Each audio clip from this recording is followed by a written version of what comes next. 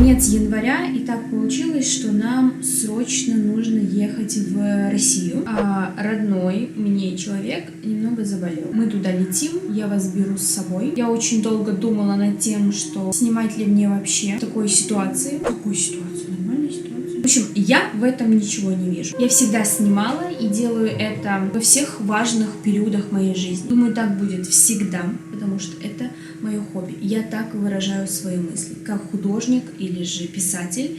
Только я свои мысли передаю через камеру. Ну, а дальше что будет, скоро узнаем. Скоро начнется регистрация, мы приехали пораньше, что очень здорово. Так, calm down, типа, очень спокойно, размеренно. Ты куда? Чему сказала вниз?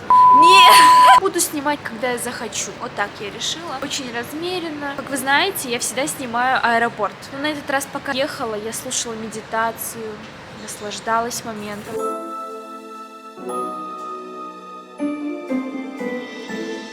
Мы прошли все регистрации, мы ждем посадку. Нас сюда завели на 3-й этаж, как принцесс. Все сотрудники нас окружили, взяли наши вещи. То есть мы ничего там, просто паспорта отдали, за нас там все сделали. Самочувствие у меня хорошее, потому что я временами медитирую. Сейчас стараюсь наблюдать за тем, что у меня забирает энергию, что у меня дает энергию. Тоже тонкий момент, который я сейчас исследую. Потом я вам о нем расскажу.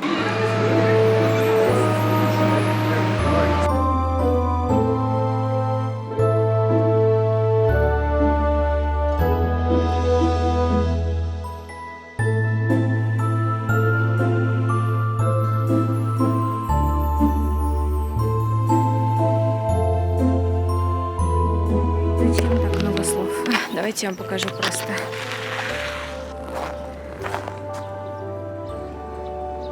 Что вы можете сказать про эту толщу снега? Я в Сибири. Сейчас я вам все подробно расскажу. Пойдемте в метро.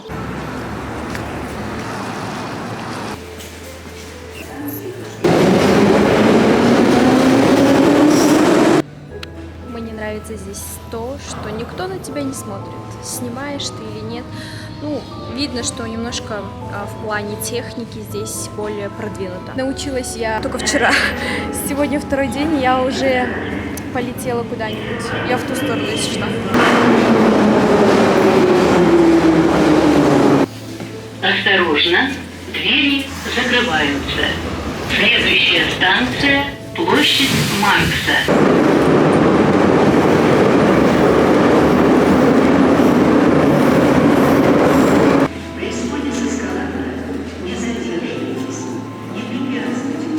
Ехала на самую конечную станцию Карла Маркса, чтобы отдыхать, радоваться жизнью, покушать сладенького, посмотреть книги. Время от времени я наблюдаю за русскими книжными блогерами. Наслышана о «Читай город», АСТ. То есть они выпускают эти русские книги. Весь стеллаж на английском книги. И вот это тоже весь стеллаж на английском. Сам магазин очень большой. Такой классный, много книг, такое разнообразие, кошмар. Мне кажется, я здесь на часов 3.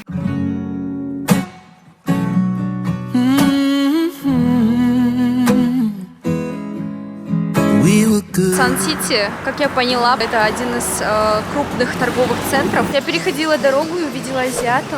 Он привлек мое внимание, потому что он вот так прям проводил меня своими глазами. Я аж испугалась. Ну, такой же, как и у нас Бишкек-парк, например, да?